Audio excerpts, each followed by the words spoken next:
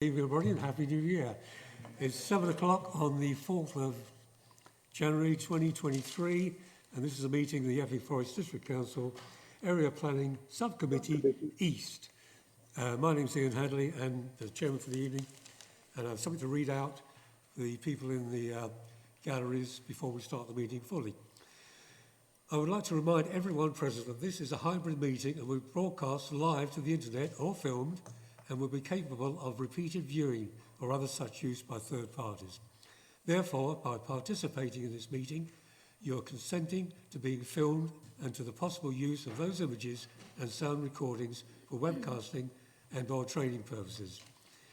If any public speakers on Zoom do not wish to have their image captured, they should ensure their video settings throughout the meeting is turned off and set to audio only. Please also be aware that if a technical difficulties interrupt the meeting that cannot be overcome, I may need to adjourn the meeting. Thank you. Once again, my name is Ian Hadley. I'm the chairman.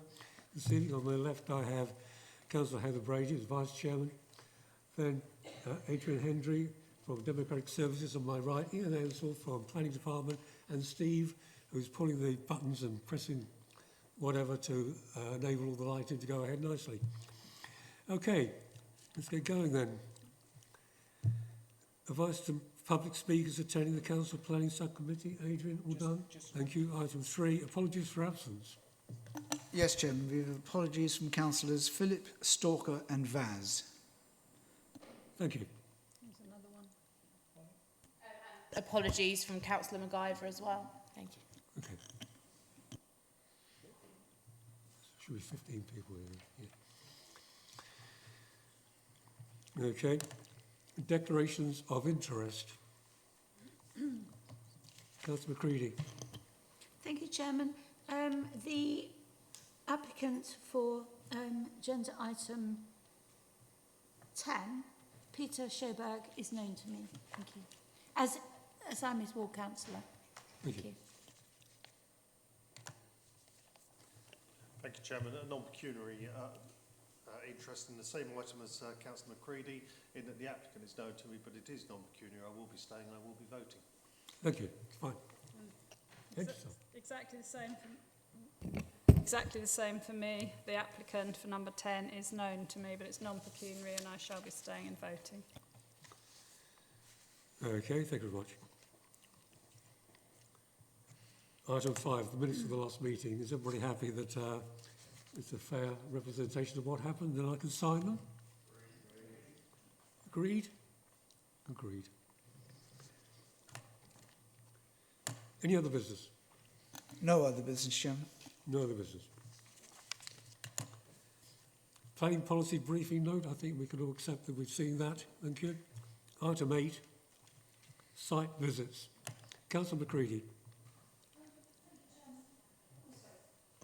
Thanks, Chairman. I request a site visit for agenda item 10, which is the Cooper Cell farm. Okay, thank you. Can you your reason? The reason is, I think it would be beneficial for this council to see the actual location and what is happening there. Thank you. Okay. Any objections to that? Do we all agree? Sorry? Sorry, Councillor. Yes, Chairman, I'll second it. It's a very remote site, an unusual site, so I second the site visit. Okay. So we have a proposer and a second. Can we have a vote on that, please? Those who agree there should be a site visit, please. 8. 9, Chairman. Thank you. So there will be a site visit on that, which means item 10 is removed from this meeting and will take place at another meeting after the site visit.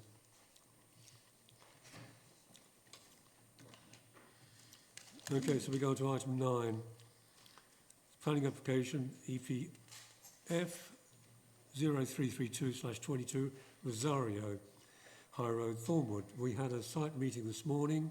Thank you for those who came along. And I'll hand over to Ian now to walk us through that, please. Thank you, Chair.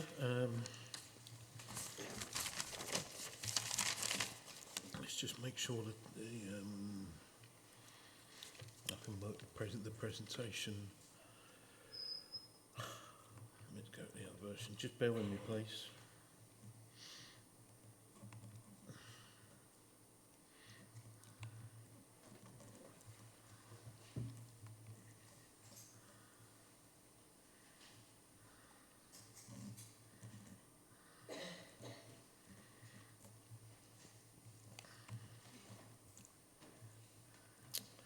I'm sorry, this is an earlier version of the slides,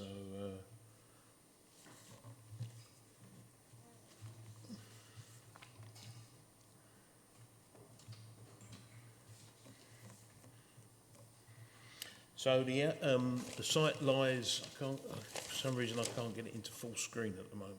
But hopefully, members can see sufficient in what I've got. So we have a site of around 4.1 hectares on the west side of the high road.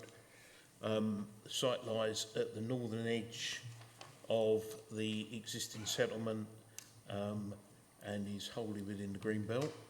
The eastern portion of the site, around 1.59 hectares, is allocated in the local plan submission version for residential development. That's the area that we can see here. And there's also allocated a larger site on the opposite side of the road, and the two sites between them make up the allocation for residential development in the Thornwood settlement. And there is an allocated employment site, which members are aware is Camford Concrete Pumping. The application is in outline, and a schematic plan accompanies the application, and it seeks to establish primarily the principle of the developable area and the access. Site analysis shows a cluster of buildings around the existing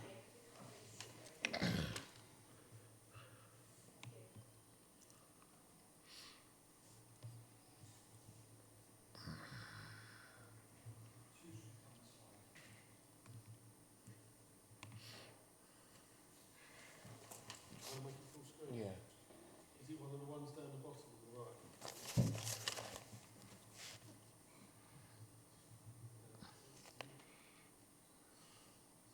One on the far right? Yeah, just bear with me, please.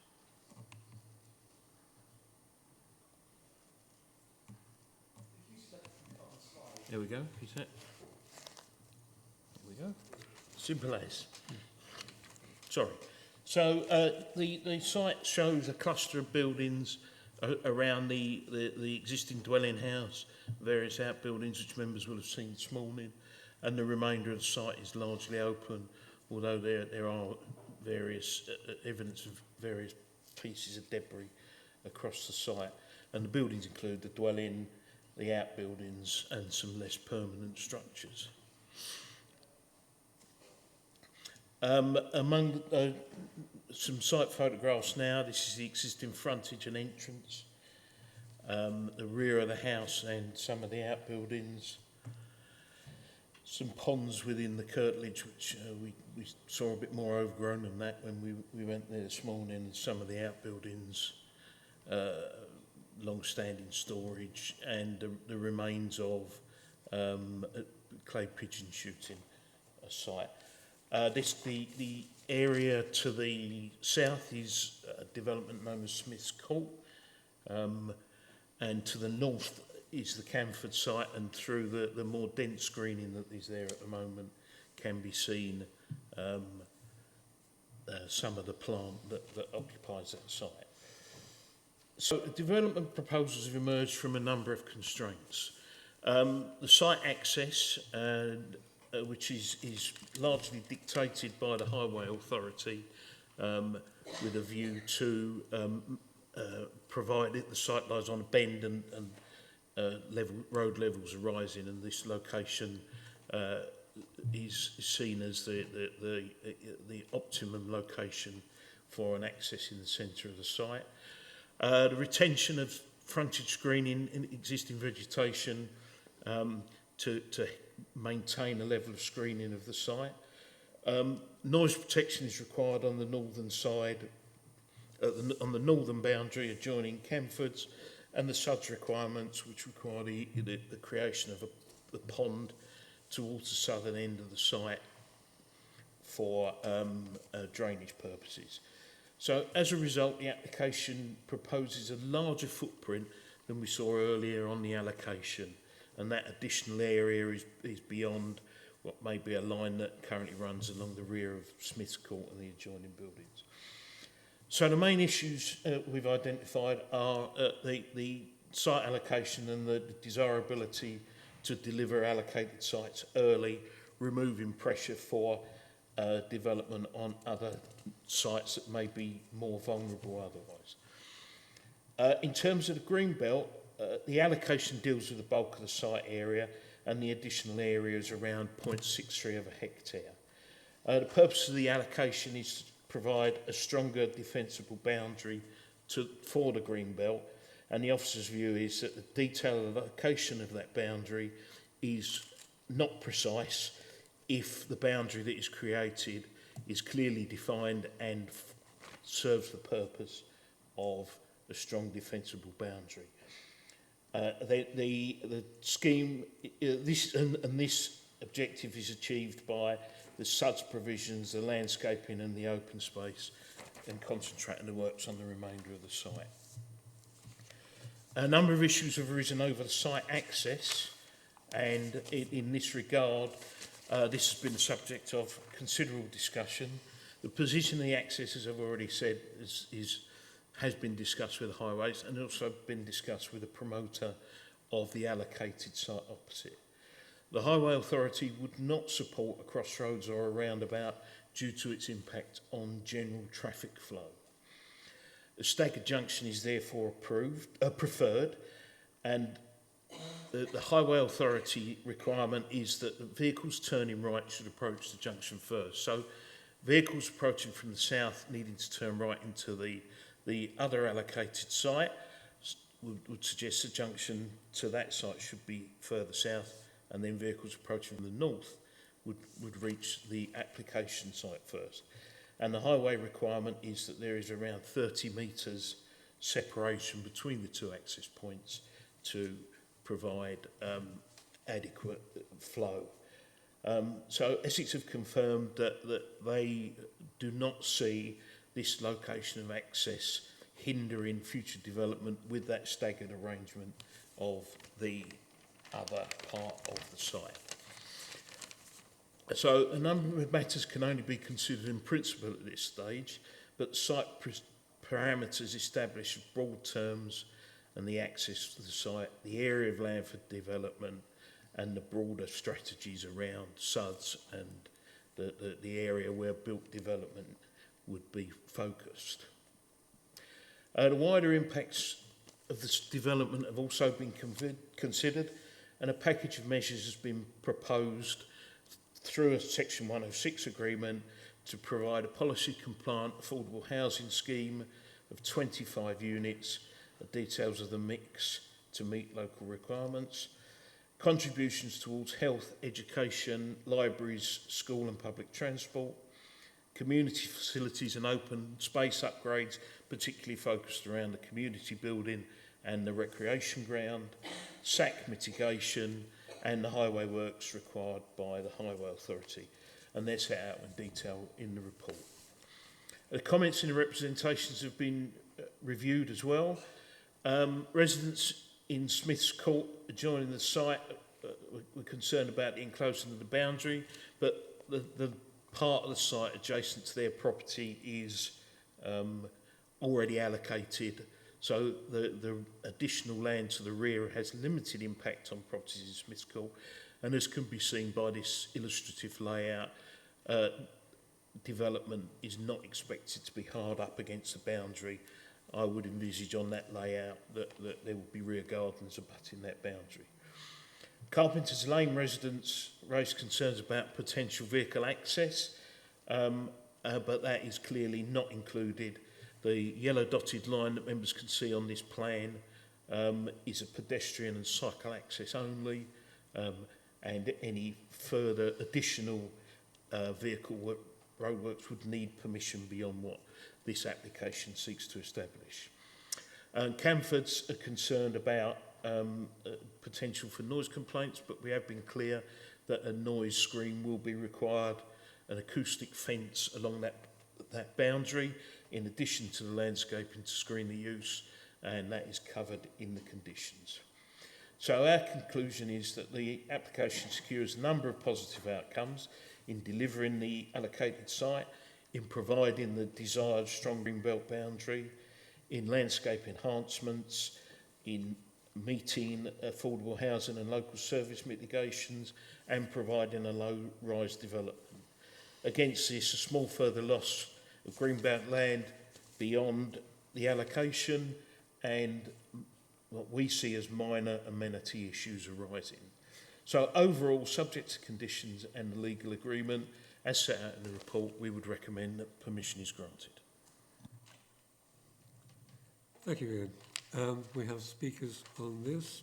The first one is for Northfield Parish Council, Adriana Jones on Zoom. Thank you, Chairman. Thank you, Adriana. You have 3 minutes.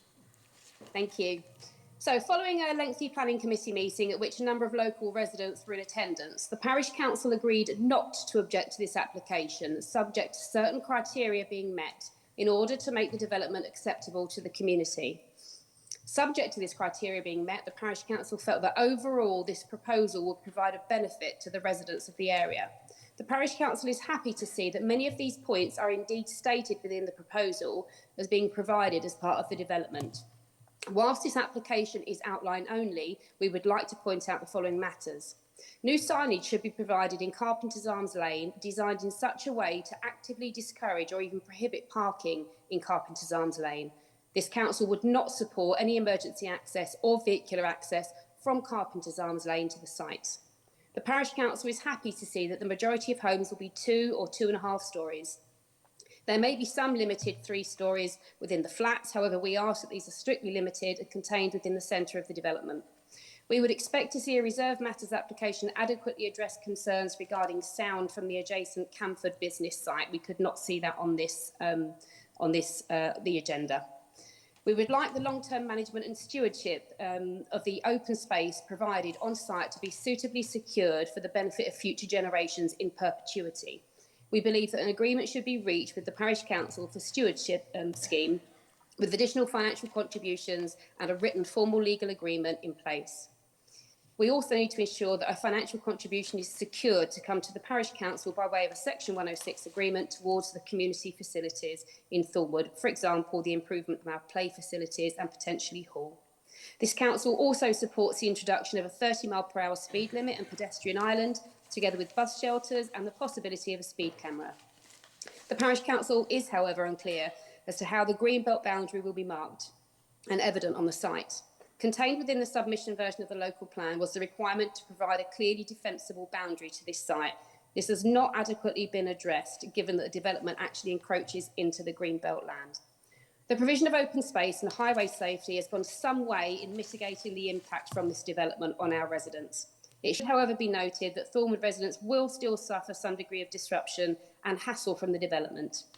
£66,000 is the amount put forward for community facilities that are being proposed. Whilst on face value £66,000 seems a considerable sum of money, this does not go far when it comes to the purchase of play equipment, as I'm sure many of you are aware. The Parish Council hopes for a larger financial sum for Thornwood residents and requests that it is part of any Section 106 agreement meetings. Thank you. Thank you.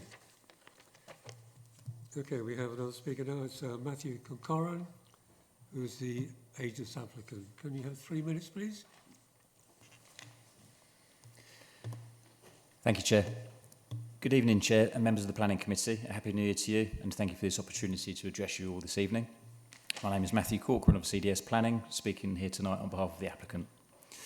We are delighted to bring forward these exciting proposals on an allocated development site that will unlock an incredible package of public benefit for your constituents. The applicants have been working positively over a number of years with your council officers, Essex County Council, the Design Review Panel, Northfield Bassett Parish Council, and local residents in preparing a viable and deliverable master plan. We thank all those parties for their positive engagement. The application presented to you this evening is an outline form and is a culmination of a collaborative process, and we are pleased to see officers support our proposals. The plans will deliver up to 62 new homes, of which 40% will be on-site affordable, and our ambition is to work with local housing providers so that affordable housing is directed towards members of the local community within the parish to help access the housing ladder. The existing site is currently privately owned and accessible to the public, and these plans will open up the site for new housing, but will also deliver nearly 2 hectares of exciting new public open space for community use. This includes a community orchard, new footpaths and new planting. The proposal delivers infrastructure improvements first, and before any new home is occupied, highway works and sustainable urban drainage will be installed. The plans fully respect and enhance wildlife, flora and fauna, and will see a new planting a significant number of new trees to provide net gains to biodiversity levels. Essex Place Services lend their support to the proposals. The application includes significant sustainable transport improvements, as well as improving pedestrian connectivity in and around the site. Essex Highways, as we have heard, fully support these plans.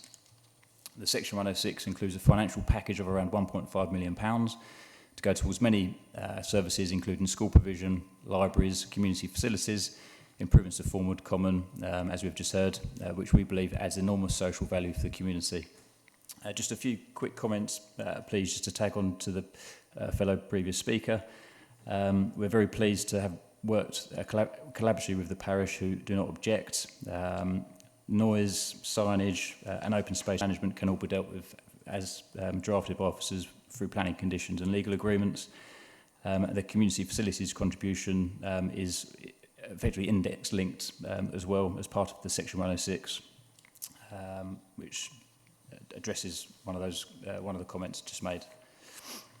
Chair, members of the committee, in summary, these proposals unlock an allocated development site, will see significant array of public benefit for the community and supports the council's local plan.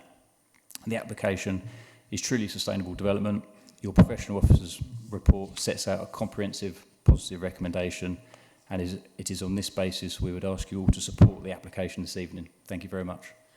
Thank you, Mr. Concaran. Okay, over to the members. Do we have somebody who would like to speak? The first one is Councillor Holly Whitbread.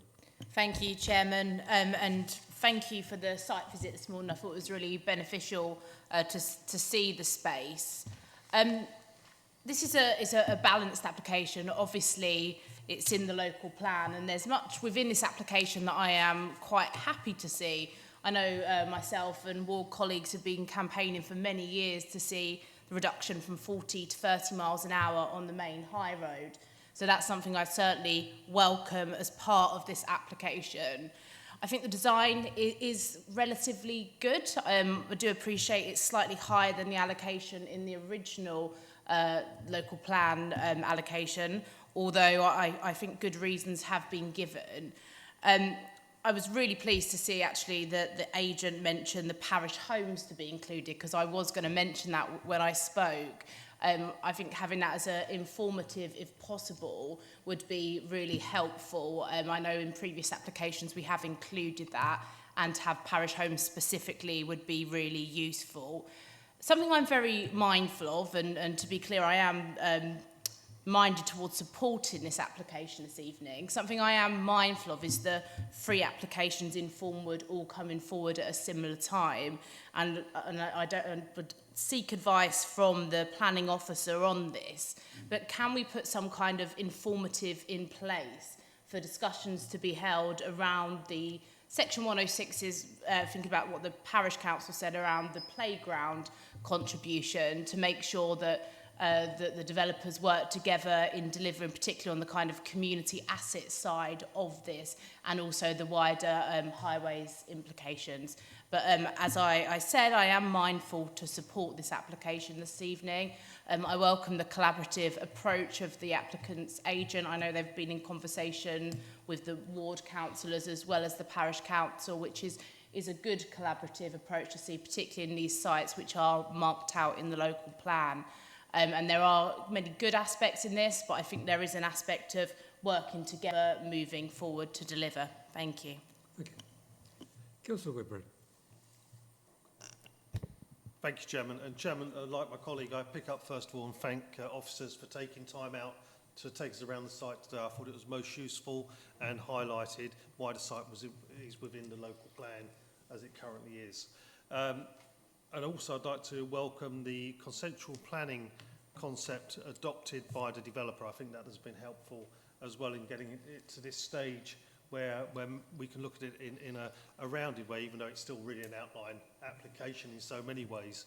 I was pleased to note that there will be no vehicular access at all onto Carpenter's Arms Lane. I think that's really important, bearing in mind the makeup of that lane. I want that highlighted this evening, that there is no vehicular access onto Carpenter's Arms Lane. I take on board what my colleague has said about the cumulative effect of having 3 local plan sites in such close proximity.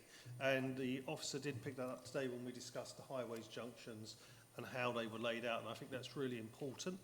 As someone who had a long meeting with the then Cabinet Member for Highways about bringing the speed down to 30 in the centre of Thornwood, it's long overdue. It couldn't be done at that time because of the number of units, and now there's a certain number of units, it becomes easier to do. But of course that's going to be quite a big part of the Section 106 agreement, and that's why I think it's important that there is some consultation between the 3 sites as to what Section 106 monies will look like, because the Parish Council makes a really good comment about Thornwood needs to be a community, and these additional homes need to help build that place that people want to live. It's a lovely community, it's got a real heart to it, but of course that investment in the playground and the facilities of the community are going to be very important from this Section 106 to make the new developments work. So I will be supporting the application this evening. It is on balance, but I do need to make sure that the Section 106 agreements are drafted in such a way that when these 3 developments come forward, we actually build a better, improve upon what's already a great community. That's the key thing here. And I think we've got the start of something good. I think the developer has done well in their consensual planning approach to this, and I applaud them for that, but there's just a bit more work to be done. But I will support the application this evening. I want to see them Section 106 agreements strengthened. I want to see the Parish Council get what they need to achieve from it, and also the future safeguarding of that greenbelt strip at the back of the development is so vital because it brings this development to life. Thank you, Chairman. Thank you. Councillor Janet Whitehouse. Thank you, Chairman. I think it'd be helpful if we could have the plan up again on the screen. There's been mention of this public open space. I assume it's open to all residents, not just the residents of this site. So could you show us where the access is for other members from Thornwood who want to access this public open space? And there's 2 roads there which are described as shared surface. Just like clarification on what is being shared. Is it pedestrian and cyclists or what? And finally, could you describe the acoustic fence in a bit more detail? How is it actually work so it'll keep the sound of Camford out? Do you want me to apply that now, Chair? Do you want me to deal with that now? Sorry? Do you want me to deal with those questions?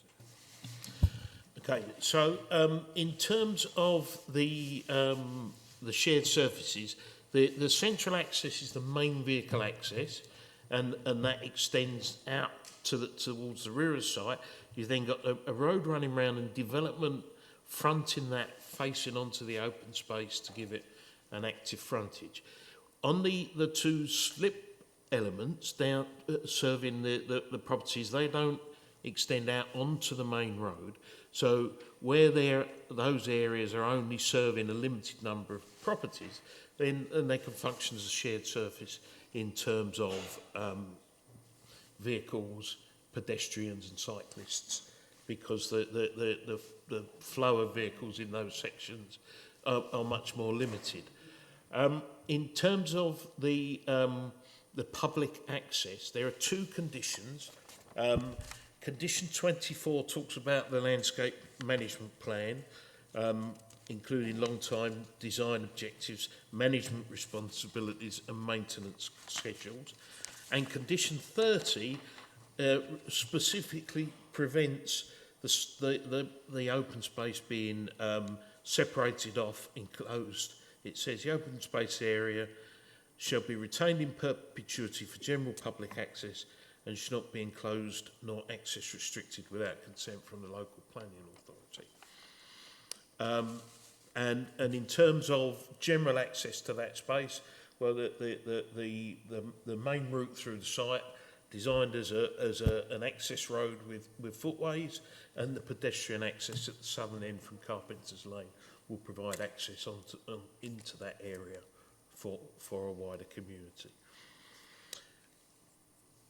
Acoustic fence. The, Acoustic fence, sorry.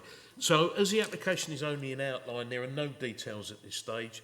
Condition 18 talks about boundary fences in general terms, but specifically mentions that part will have to be subject to detailed submission and further consideration. But at this stage, we wouldn't expect necessarily it to have been any preliminary designs. thank you. Councillor Bedford.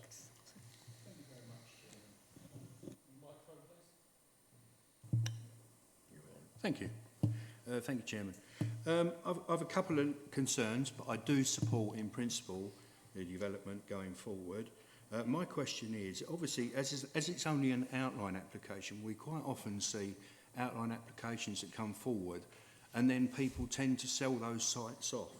So my question is, if we agree this evening and the Section 106 monies are set aside in the conditions, do those conditions carry over to a new owner so that we ensure that the Section 106 monies to the community are still payable to the community and support the infrastructure? And my second question is, as it's 62 homes, taking an average of 1.5 children per home, which equals 90 children, I've seen absolutely no provision at all for a zebra crossing for the children to get to the park the other side of the road. So I'm wondering if we need to strengthen the Section 106 and the contributions made, or a zebra crossing, a controlled crossing, because it is fast road, even though it's 30 mile an hour. We do know that people come down that road at excessive speed. We've had a number of incidents down that road. So I would like to see a proper crossing put in, not one of these ones where you push the button and you wait 20 seconds, then you run for it. I want a proper crossing where you've got an island in the middle where people can seek sanctuary in the event of a problem. Thank you. Okay, the permission and all the obligations attached to it run with the land. So if in the event the current applicant decided not to build it out and sell it on, those requirements would flow into the further application. In terms of crossing facilities, condition 27 includes provision and implement of a 1.8 metre wide pedestrian refuge island to the south of the proposed access, with a pair of pedestrian drop curb crossing points across the high road. So that's the highway's requirement. The highway would not support the pedestrian crossing. Councillor Bedford. In that view then, I know highways are not supporting it. I would ask my county colleagues to take this up with highways.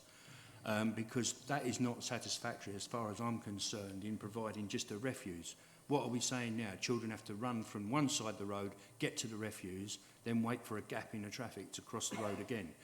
Personally, I feel that it should be a proper crossing put in at that point. And that can be facilitated quite easy by Essex.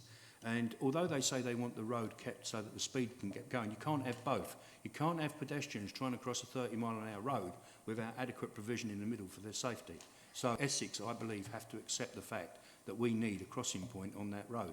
Exactly the same as you drive through North Weald Village. As a village, it has 2 or 3 crossing points as you go through the village. It's still a 30 mile an hour road, but what we're trying to do is control the loss of life and the safe refuge for children crossing the road. Do you want to come back? Yeah, just to clarify that with the speed restrictions coming in to extend the 30 mile an hour zone, the traffic speed at this point should be no more than 30 mile an hour. Councillor Whitburn. Thank you, Chairman. And just to assure Councillor Bedford, at a county level, this is something that both myself and my predecessor have taken up on many occasions. Sorry, the road isn't quite wide enough for a zebra crossing. We have asked the question and put a lot of pressure on county, but obviously they have to work within the parameters of highways law. So a zebra crossing isn't possible, and I'll refer to Councillor Whitbread just to assure us of that. I think what we can see, particularly with the future developments coming forward, is greater speed calming measures. So, for example, I'd quite like to see a village gate as you're coming into Thornwood, warning people of the speed going down. I agree you need a substantial pedestrian crossing, but you're not going to fit a zebra crossing in there, and I have asked a lot of questions, as I know my predecessor did as well. Thank you. Councillor Whitehouse, John Whitehouse. Thanks, Chairman. Yeah, I just similar question. Just want to clarify the location of the signalised junction that the Section 106 contribution goes to. And I'm pleased to see that we've got an application that's policy compliant in terms of the housing requirement as well. And the main concern I've got is the sort of concept of the fuzzy green belt boundary. I mean, of course, the whole application is in the green belt at the moment. But the proposal is that a new green belt boundary is drawn to sort of regularise slightly. I mean, the boundary at the moment actually goes halfway through people's gardens and houses and things as it is. But as a council, we've spent tens, if not hundreds of thousands of pounds on green belt consultants and so forth to draw appropriate green belt boundaries. And to say they can be sort of redrawn on the fly, does lead me to some concerns, even if not so specifically for this site, as potentially what it means for other allocated and non-allocated sites which are in or adjacent to the green belt. I mean, the main reason it goes over that boundary is because there's an uplift of 30% in the number of houses compared to the number of houses that were in the local plan allocation, and that seems to be more than a minor change. And both those things, on the face of it, make it non-policy compliant. I'd just like to know a bit more about what makes officers feel, firstly, that this doesn't, bring into question the wider, green belt boundaries in the district, and secondly, why such a big uplift has been acceptable, when there's an indicative number in the emerging local plan. Thank you. Any comments on that? Yeah, okay. So, the site, there's been obviously various changes over the 5 years since the sites were allocated. Increased requirements for SUDs, the highway requirement at the time was not perhaps fully investigated, as with any allocated site. So the position of the access and the constraints that puts on the site, the relationship with Camfords, these are all matters that have influenced and affected the allocation area. The desirability of retaining vegetation along the front of the site. So when you take all those things into consideration and then look at the allocated site, what you've got is those constraints are making it significantly smaller. So what we've said is that we would still like to see a low-rise, lowish density development on the site, rather than trying to cram everything into the allocated site. Taking that further, the next question is, does the development provide a strong green belt boundary? Well, we feel it does, because you've got a clearly defined boundary created by the road fronting onto the open space and the areas around that, and that establishes the strong boundary that the policy is asking for, and the reason that this and other sites were allocated. I think that it might be somewhat unique in that that most other sites have a clear defined boundary where they've been taken out, and you can see those boundaries clearly defined. So to secure all of the elements that that we've sought, the reasonable level of affordable housing, the local infrastructure improvements, all of these factors taken collectively lead us to the conclusion that this is a reasonable quantum of development in a reasonable area on the site. And for that reason, and along with the strong greenbelt boundary it creates, justifies the additional footprint. Thanks. I mean, some of those sound like the sort of issues that really should have been explored at the examination in public, and if they weren't, I wonder why. I mean, that basically seems to be a viability argument.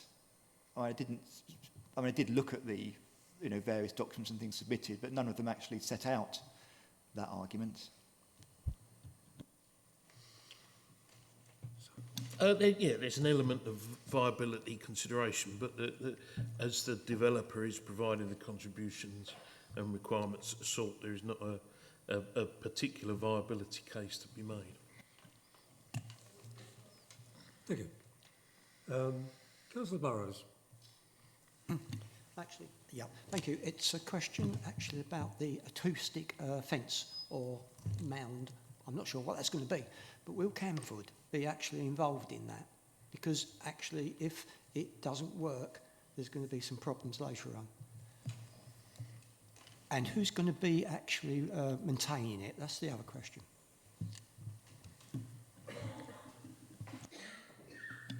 Okay, we would, on a matter of that importance, I think we would consult Camford's on the Reserve Matters application, and the responsibility for maintenance lies with the future owner of the development.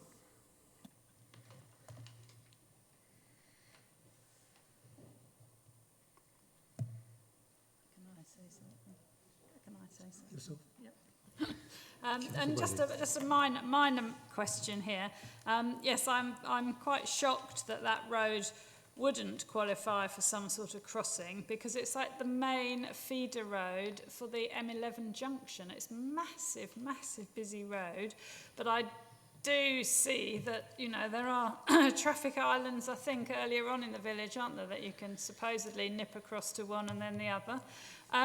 So yes, the main playing field is the other side of the road, and obviously the main children's play area as well, and the village hall. But is there anything, Mr. Ansell, that would preclude the parish councils putting a few of these new good children's play area things, whatever, on that green field? Does it have to remain green all over, or if they so wished, could they in fact put a small number of children's play items on that area, and thus, safely keeping the children from that site on their side of the road within reach of their own homes?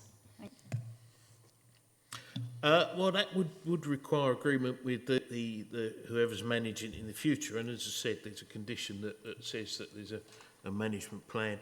I think the original concept is that this is the space on the development site is perhaps less of a formal space, and allowed to grow as more of a with ecology and nature conservation in mind.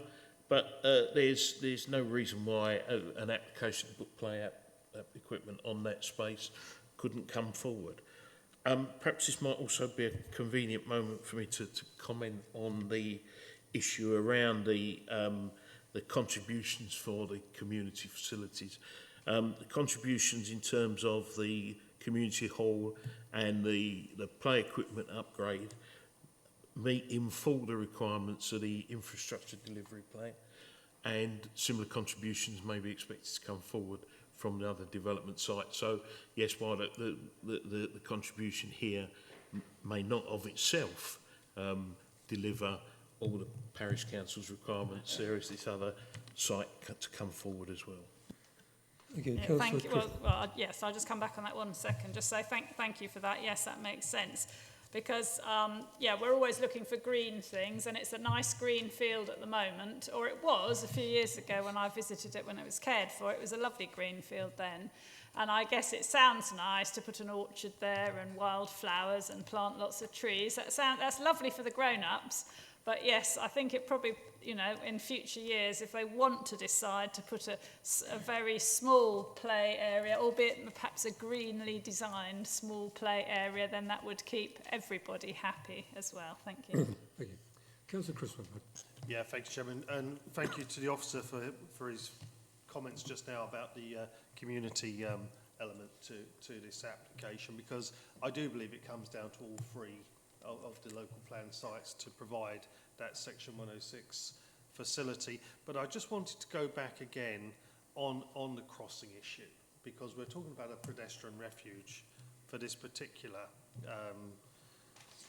site. But I believe, whilst we're at this outline stage, it may be worth going back to highways again, because if you take into account the free sites and potentially moving the speed camera, because I think some of the problem before was about the speed coming into the village, particularly bearing in mind we have a black spot at Wright Hill Road, which my colleague is busily trying to get something done about at the present time, and then the speed comes down to 40 and then into a 30. Probably the 30 needs to start a bit earlier. So there is a discussion to be had with highways, which I'm sure Holly will have in the weeks ahead. But I think perhaps we need to pick it up as a planning authority, and probably what we need to be lobbying for is for the 30 to come in sooner on the road. So probably before Upland Road, the 30 needs to come in, because by the time you get to the next local plan site and the next one, you really do need to have vehicles slowed down quite a bit more.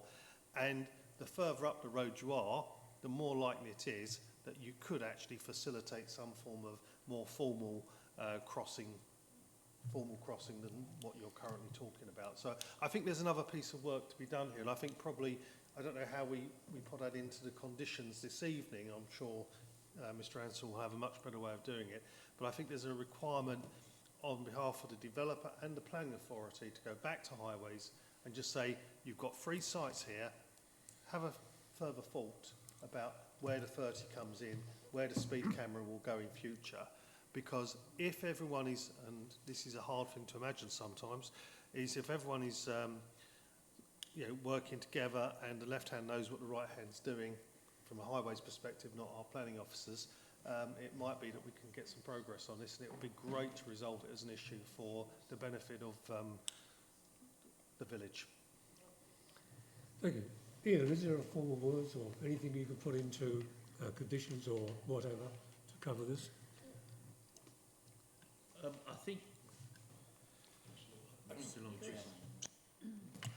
I think that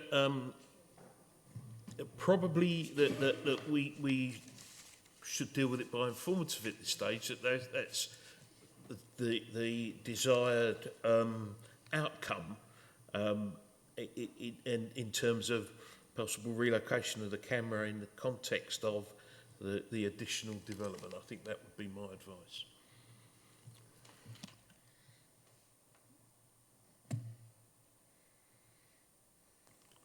I think we should just mention the crossing in there as well.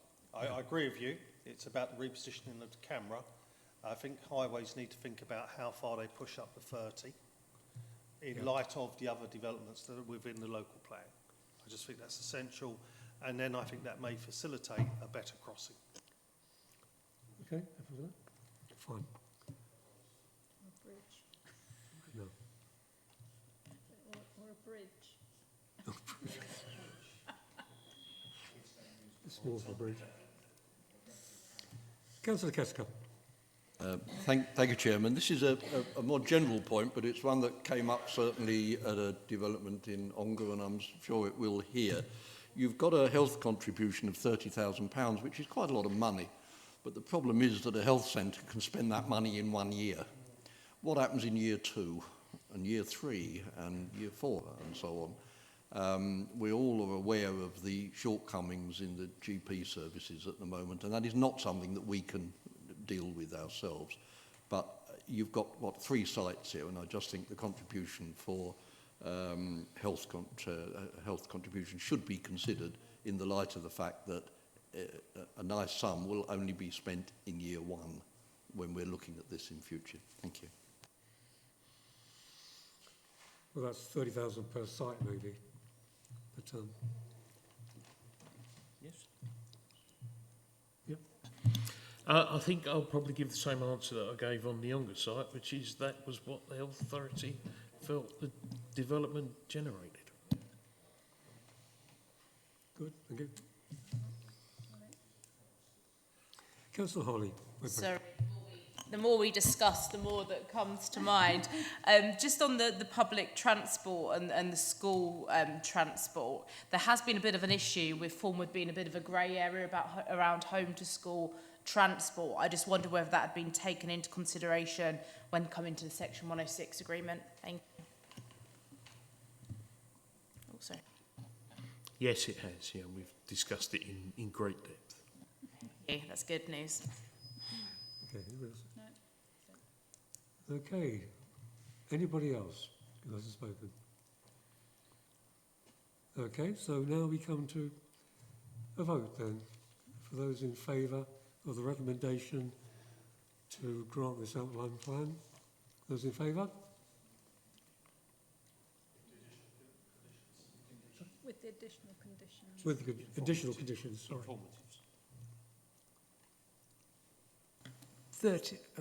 14, Chairman. Against? That's it. Thank you. So that application has been granted. Thank you. Okay, now we go on to item 11, exclusion of public and press, nothing to exclude. Therefore, I close the meeting at, looks like 7:52.